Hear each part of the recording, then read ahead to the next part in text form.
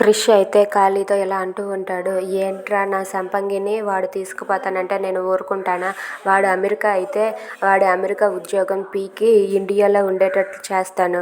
వాడి ఉద్యోగం పోయేటట్లు నేను చేస్తానని చెప్పి అంటూ ఉంటాడు. ఇంతలో పెళ్ళికొడుకు వాళ్ళు సత్య వాళ్ళ ఇంటికి వచ్చి ఇలా మాట్లాడుతూ ఉంటారు. నాకు ఈ ఎంగేజ్మెంట్ ఆగిపోయి ఉండొచ్చు, కానీ ఇదిగోండి సత్య తొడిగిన ఈ రింగ్ అయితే నా చేతికే ఉంది. ఎప్పుడు ఈ రింగ్ని నేను తీసి పెట్టను. అలాగే సత్యను కూడా నేను వదిలిపెట్టను. నేను పెళ్ళంటూ చేసుకుంటే సత్యానే పెళ్లి చేసుకుంటానని చెప్పి అతను అంటూ ఉంటాడు. ఆ మాటలకు సత్య వాళ్ళ నాన్న వాళ్ళైతే చాలా హ్యాపీగా ఫీల్ అవుతారు. ఎంత జరిగినా సరే ఈయన ఇలా మాట్లాడుతున్నారు, అది చాలు అని చెప్పి అనుకుంటూ ఉంటారు. ఇంతలో సత్య అయితే అలా మౌనంగా చూస్తూ ఉంటుంది ఆ పెళ్లి కొడుకుని. ఇక వాళ్ళైతే అక్కడి నుండి వెళ్ళిపోతూ ఉంటే ఇంతలో క్రిష్ వాళ్ళ కారుకి అడ్డంగా వచ్చి ఏంట్రా నా సంపంగిని నువ్వు పెళ్లి చేసుకుంటావా?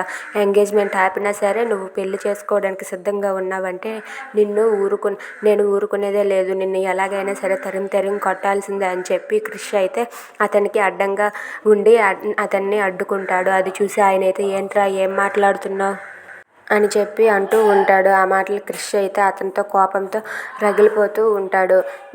ఇక అతన్ని ఎలాగైనా సరే తప్పించాలని అనుకుంటూ ఉంటాడు. Thanks for watching friends. Please subscribe our channel. Thank you.